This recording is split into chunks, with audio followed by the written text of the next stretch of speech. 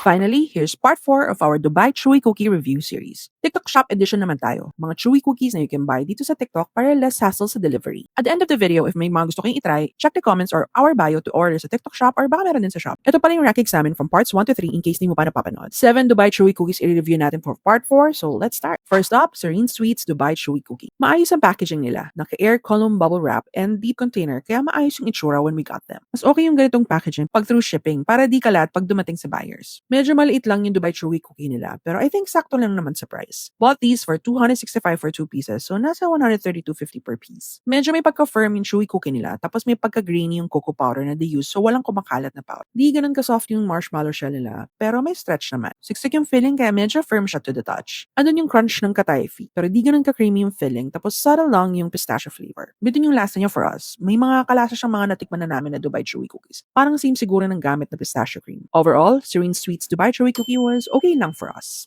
Next is Chami Bunny's Dubai Chewy Cookie. Maayos yung packaging, may bubble wrap din. Tapos bukod sa deep container ng chewy cookie nila, naka-individual wrapper pack. So maayos dumating sa amin yung chewy cookies. We got this for 269 for 2 pieces, so nasa 134.50 per piece. Pagbukas pa lang, kitang-kita na generous sa cocoa powder. Their Dubai Chewy Cookies soft, pero di stretchy yung marshmallow shell niya kahit na manipis siya. Di rin ganun kasiksik yung laman. Tama lang. May crunch from the kataifi and di ganun ka-creamy yung filling. Pero di rin naman dry. Nasa mid lang. In terms of flavor, di ko masyadong malasahan yung pistachio flavor. Sato lang. Yung lasa niya though, medyo maraming kapareho na feeling namin. Baka same nga lang din ang ginagamit na pistachio cream. Yung parang mas lasa mo yung tamis versus yung pistachio and chocolatey flavor. So for that, we're giving Jammy Bunny DCC's an okay lang rating.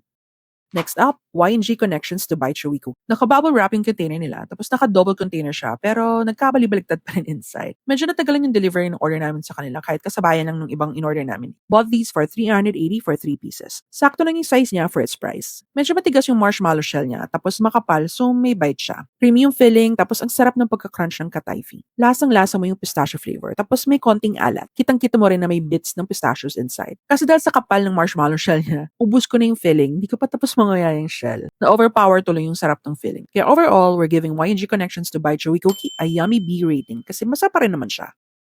Sunod natin ang Jessel's Dubai Chewy Cookie. Maayos and tight yung packaging, so okay yung Dubai Chewy Cookies nila nung dumating. Bought these for 299 for 2 pieces, so nasa 149.50 per piece. Malit siya for us for its price. Maraming cocoa powder, then yung marshmallow shell, medyo di ganun kalambot, may stretch naman. Medyo may bite yung shell kahit na manipis siya. Creamy yung filling, tapos lasang-lasa mo yung pistachio flavor. Kita mo pa nga may buong pistachio sa loob. May tamis, pero lasa mo pa rin yung chocolatey flavor. Nagustuhan namin to kasi parang may kakaibang lasa din yung toasted kataifi nila.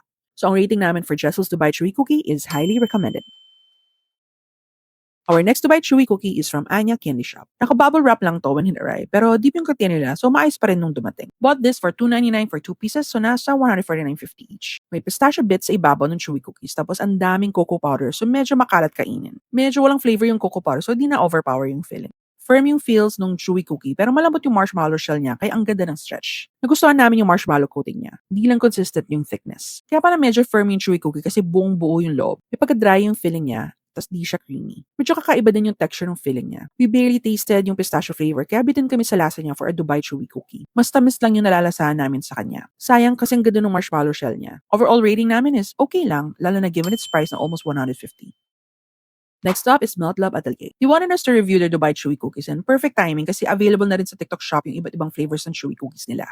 Maganda yung packaging and presentation nila, so we're hoping maayos din when they ship them out. You can buy these for 160 solo or 450 for 3 pieces. We got to try all 7 flavors nila and sila pinakamaraming flavors na na-try namin so far. Let's start with the Dubai Chewy Cookie. Medyo maliit lang yung size ng chewy cookies nila for its price. Ang daming cocoa powder so medyo makala din kainin. Malambot yung chewy cookie niya pero makapal yung marshmallow shell so wala masyadong stretch and may bite. Hindi masyadong siksik yung filling pero sobrang creamy niya. Tapos lasang-lasa mo yung pistachios. Pwede namin yung may alat siya kaya naka-counter ng tamis and nag-complement sa chocolate flavor. Parang kumakain na pistachio spread na may alat at tamis pero andun pa rin yung crunch. Pero di naman nakakaumi yung filling. Sarap. Now on to their other chewy cookie flavors starting with their milky pistachio. Ang daming milk powder din and same ng kapal na marshmallow siya lahat. Sobrang lasa yung pistachio flavor so medyo na-overpower niya yung milk flavor. Pero masarap pa rin naman. Bumagay yung timpla nila. Yung Biscoff pistachio, though nagustuhan namin siya, mas lamang pa rin yung lasa ng pistachio flavor. Light lang yung Biscoff flavor tapos di ganun katamis. Ito naman dark chocolate pistachio, mas lamang yung dark chocolate flavor kaysa sa pistachio, which we actually enjoyed. Yung strawberry pistachio, may strawberry cream siya sa loob. Parang strawberry milk yung flavor niya. Medyo matamis, pero naka-counter naman ng pistachios. Yung ube pistachio nila, may ube cream or parang halaya sa loob. Medyo na-overpower siya ng pistachio flavor, so super light lang yung lasa ng ube. Finally, yung matcha pistachio nila. Ang tapang ng matcha flavor. Andun yung bitterness and earthy flavors. Na-overpower niya yung pistachio flavor, pero feeling ko naman magugustuhan siya ng mga mahilig sa matcha. For their OG Dubai Chewy Cookie rating, we're giving Melt Labs a highly recommended ranking. Lastly, Huku Bake Lab. Gusto namin puntahan sana yung Pink Cafe na to sa Pampanga to try yung Dubai Chewikis. Kaya we're so glad na naging available na rin sa TikTok shop. Nalo kami sa packaging nila kasi nakabox pa talaga kaya secure na secure ang DCCs namin. We bought these for 340 for 2 pieces so nasa 170 per piece. Medyo maliit siya for its price pero I think bumawi naman sa ingredients and flavors. Generous sa cocoa butter tapos medyo matigas yung feels niya pero siksik kasi yung filling. Di ganun ka-stretchy yung marshmallow shell niya. Pero manipis lang siya. Sakto lang yung pagka-creamy ng filling. Ang nakakatuwa dito kasi meron siyang dark chocolate cream cheese inside, which is why I've been wanting to try this. Mas lamang yung lasa ng chocolate pero lasa mo pa rin naman yung pistachio. Surprisingly, hindi siya ganun katamis. If bet mo yung mas chocolatey flavor but still may pistachio flavor, you'll enjoy this like we did. We also got to try their other flavors like yung Milky Chewy Bomb. Sobrang bagay and well balanced yung flavors niya kasi may chocolate cream cheese inside na bumagay sa milk and pistachios. Bet na bet namin kahit na usually di ako mahilig talaga sa milky flavors. Yung sa Nutella Rocher, chewy bomb nila, ang expect lang namin is yung may bit siya ng Ferrero Rocher. Pero nagulat kami kasi may isang buong Ferrero sa loob. Medyo matamis lang siya for us, but masarap pa rin naman.